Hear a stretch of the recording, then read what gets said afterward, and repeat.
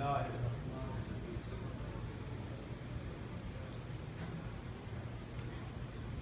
کل کی بات تو یاد ہوگی آپ کو، اصحاب الاخدود کا قصہ۔ جن لوگوں نے، ظالموں نے گڑھے کھود کھود کر اس میں آگ کے اراو جلائے اور پھر اس میں مسلمانوں کو پھینکا۔ اس وقت کے جو مسلمان تھے عیسیٰ علیہ السلام پر ایمان لائے،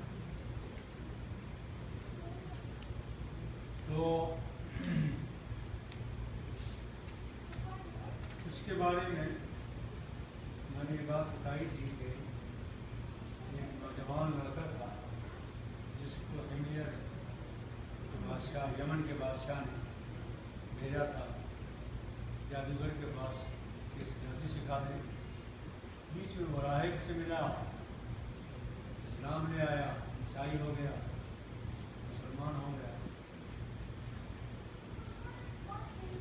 اس میں قرطبی میں ایک واقعہ لکھا ہے، میں نقل کیا ہے مفتی اعظم نے، کہ دور خلافت عمر میں رضی اللہ عنہ یمن کے اس حصے کی کھدائی ہوئی، تو کھدائی جب ہوئی تو اس میں ایک قبر ملی، ایک لاش ملی، اور اس قبر میں ایک لڑکا بیٹھا ہوا اپنی کنپٹی پر ہاتھ رکھا ہوا۔ یہی وہ تیر لگا، کسی نے ان کا جو ہاتھ اٹھایا وہاں سے تو خون تازہ تازہ بہنے لگا، پھر رکھ دیا ہاتھ۔ یہ تاریخ میں وقت کے گورنر نے حضرت عمر رضی اللہ تعالیٰ عنہ کو یہ واقعہ لکھا۔ جب یہ واقعہ لکھا حضرت عمر رضی اللہ تعالیٰ عنہ نے ان کو لکھا جواب میں، اس قبر کو پھر کھود کر اس میں اس کو اسی طرح کا بٹھا کر اور اوپر سے لکھی یہ کیا۔ یہ تاریخ میں واقعہ ہے، نبی صلی اللہ علیہ وسلم سے بعثت سے 70 سال پہلے کا۔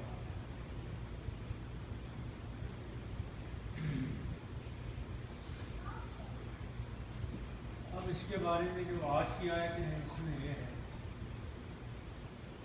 کہ یہ ظلم جو کیا ان لوگوں نے، مسلمانوں کو گلوں میں ڈال کر آگ میں جلایا اور بیٹھ کر اوپر سے تماشا دیکھا، ان کے جلنے کا منظر دیکھا، تماشا دیکھا۔ محمد نامہ فلون بالمؤمنین شہود، مسلمانوں کے ساتھ وہ کچھ کر رہے تھے ظلم و زیادتی، اس کو وہ دیکھ رہے تھے، دیکھ دیکھ کر خوش ہو رہے تھے، جشن منا رہے تھے۔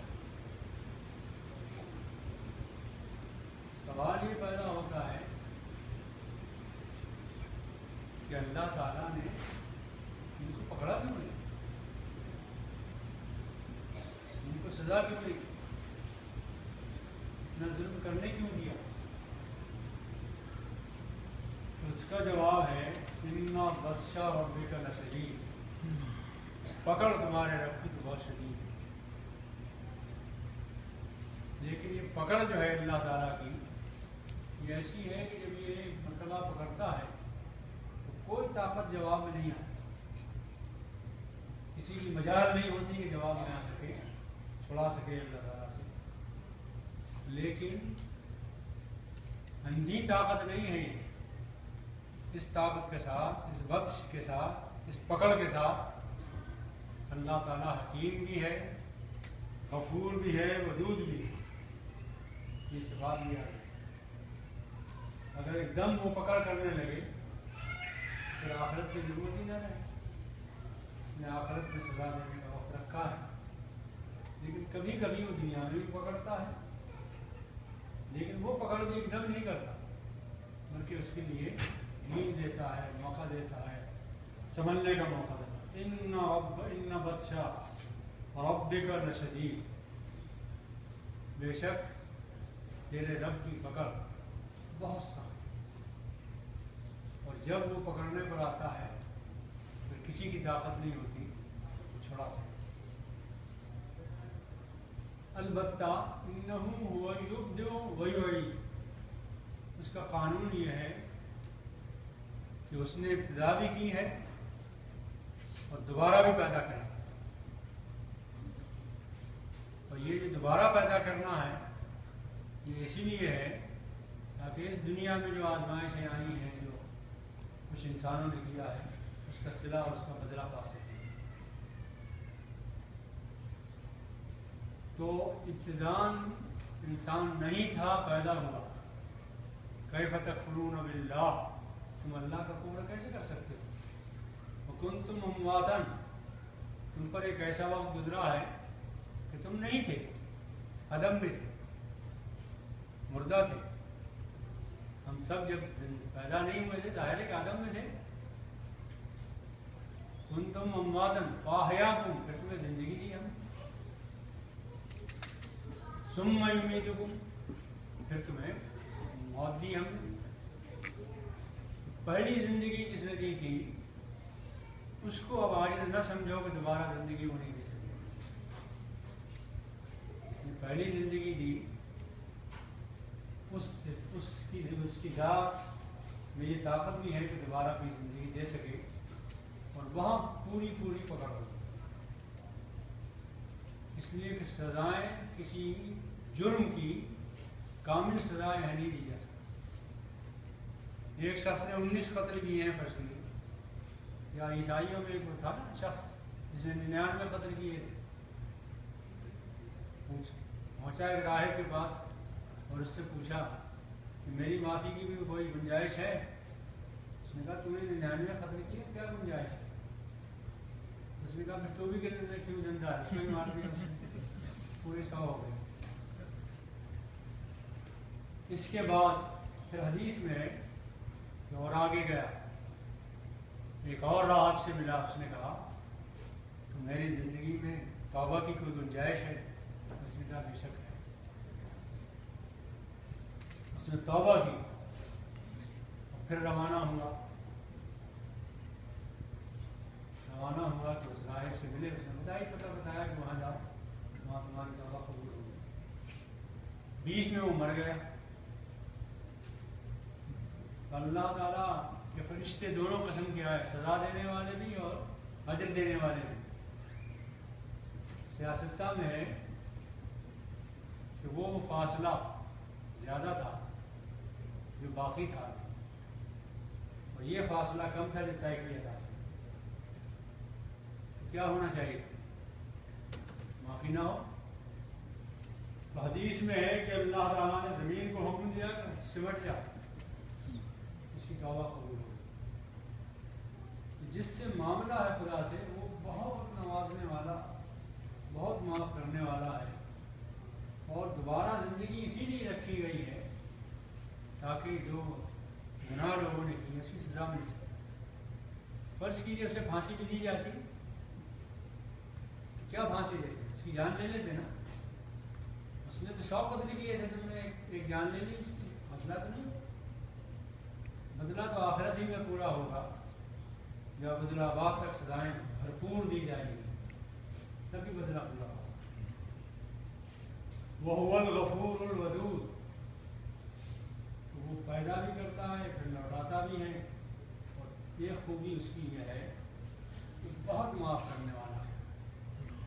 غفور مبالغہ کا صیغہ ہے، بار بار معاف کرنے والا، بار بار معاف کرنے والا. پھر غلطی ہوئی پھر معاف کیا، پھر غلطی ہوئی پھر معاف کیا، پھر غلطی ہوئی پھر معاف کیا. اگر یہ نہ ہو تو ہم لوگوں میں سے کسی کا ٹھکانہ نہ لگے. اس لیے کون ایسا ہے جو غلطیاں نہیں کر رہا ہے، گناہ نہیں کر رہا ہے؟ چاہے ہم گناہ ہو رہے ہیں لیکن بار بار اللہ تعالیٰ موقع دیتا ہے، پھر سمجھنے کا موقع دیتا ہے، پھر موقع دیتا ہے. 100 بار اگر توبہ شکستی بازا بازا ہر آنچ ہستی بازا، گر کافرو گبرو بت پرستی بازا. یہ درگاہ ماں درگاہ نا امیدی نے 100 بار اگر توبہ شکستی بازا، سینکڑوں مرتبہ بھی اگر تم نے توبہ توڑ دی ہے تب بھی تم آ کے لوٹ کے توبہ کرے گا تو اللہ تعالیٰ معاف. اس لیے کہ وہ غفور ہے کہ ادھر انہوں نے جلایا مسلمانوں کو اور اللہ نے فوراً کیوں نہیں ان کو موقع دیا، کیوں نہیں تباہ کر دیا ہے؟ تو اس میں بھی اللہ تعالیٰ نے کہا ہے کہ ان میں سے بھی سزا انہیں دی جائے گی لم یتوبوا جو توبہ نہیں کریں گے۔ ان میں سے بھی اگر کچھ لوگ توبہ کر لیں تو انہیں بھی معاف کر دیا جائے گا۔ معاملہ ہمارا غفور اور ودود سے ہے۔ ودود جو ٹوٹ کر محبت کرتا ہو، دل کی گہرائیوں سے محبت کرتا ہو، بے پناہ محبت کرنے والا اللہ تعالیٰ، اللہ سے زیادہ محبت کرنے والا کوئی نہیں۔ ایک خاتون ایک جنگ میں گرفتار ہو کر آئی، بہت بے چین ادھر سے ادھر گھوم رہی تھی۔ اللہ کے رسول نے پوچھا کہ کیوں گھوم رہی ہے، کیوں بے چین ہے؟ صحابہ نے بتایا یا رسول اللہ اس کا دودھ پیتا بچہ محاذ جنگ پر رہ گیا اور یہ اس کے لیے بے چین ہے۔ تو آپ نے فرمایا کہ جاؤ ڈھونڈ کے لاؤ۔ لوگ گئے، بچہ مل گیا، لے آئے۔ تو وہ بچہ جب اس کی گود میں دیا گیا ہے وہ کبھی گلے سے لگاتی تھی، کبھی چومتی تھی، کبھی چاٹتی تھی، کبھی چھاتی سے لگاتی تھی، کبھی دودھ پلاتی تھی، دیوانی ہو گئی تھی اس کی محبت۔ اللہ کے رسول سے ذکر کیا، صحابہ نے کہا یا رسول اللہ اس کو کیا دیوانی ہے، کتنی محبت ہے؟ تو اللہ کے رسول نے فرمایا 1000ویں حصے میں سے 100 حصوں میں سے ایک حصہ ہے اللہ نے ماں کو دیا۔ جو رحمت اللہ کے پاس ہے اس کا ایک حصہ 99 حصوں میں سے دیا گیا ہے، تو اس کا حال یہ ہے، اور باقی سارے حصے تو اللہ کے پاس ہیں۔ تو وہ اپنے بندوں سے کتنی محبت کرتا ہوگا، اس لیے کہ پیدا کرنے والا تو وہی ہے۔ ذو العرش المجید، اور عرش مجید بزرگی اور عظمت والا عرش جو ہے اس کا وہ مالک ہے، اس کے مقابلے میں کون آ سکتا ہے؟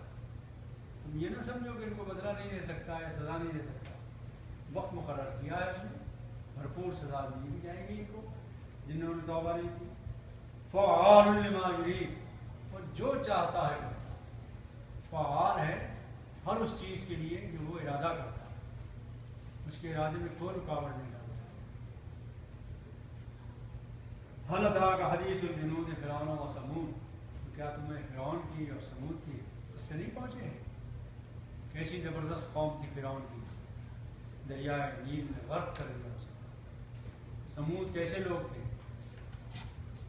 وہ حدیثوں میں آتا ہے، اسرائیلی روایت میں بھی ہے کہ 70 فٹ کے تو ان کے قد تھے، پہاڑوں میں ان کے مکانات تھے، پہاڑوں کو چیر چیر کر مکان بناتے تھے، بہت طاقتور قوم تھی۔ لیکن اللہ کا عذاب جو 8 دن مسلسل ان پر آیا، آندھی چلی، یہ ایام حسات نذیقہم عذاب الخزی فی الحیات الدنیا، دنیا کی زندگی میں ان کو نیست و نابود کر دیا۔ ان کا نام لینے والا کوئی نہیں، وہ نام سزا دینے پر آتا ہے تو دنیا میں بھی سزا دیتا ہے، لیکن وہ غفور اور ودود بھی ہے۔ دونوں باتیں یاد رکھنا چاہیے۔ واللہ من ورائہم محیط، اور اللہ تعالیٰ نے انسانوں کو ہر طرف سے گھیر رکھا ہے۔ جائے گا کہاں انسان؟ اس سے بچ کے کہاں جائے؟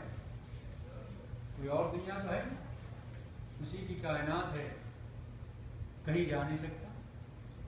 پیدا ہوا ہے، مرے گا، قبر میں جائے گا، اسی زمین میں جائے گا۔ یہ زمین بھی اللہ کی، رخچے اڑیں گے، فضا بھی اللہ کی، آسمانوں میں رہے گا، وہاں بھی اللہ ہی کا سب کچھ ہے۔ بل ہوا قرآن مجید فی لوح محفوظ، بلکہ یہ قرآن یہی سچی کتاب ہے، اس میں جو کچھ لکھا ہے وہ حق ہی حق ہے، وہ پورا ہو کر رہے گا، اس لیے کہ اسے کوئی بٹانے والا نہیں، اس کو کوئی ختم کرنے والا نہیں۔ اس کے خلاف جو یہ باتیں بنا رہے ہیں سب ختم ہو جائیں گی۔ قرآن حفاظت سے رہے گا، قیامت تک رہے گا، اور باتیں اسی کی صحیح ہوگی انشاءاللہ۔ اس طرح یہ سچا ہے، اسی طرح محفوظ ہے، محفوظ۔ واخر دعوانا الحمد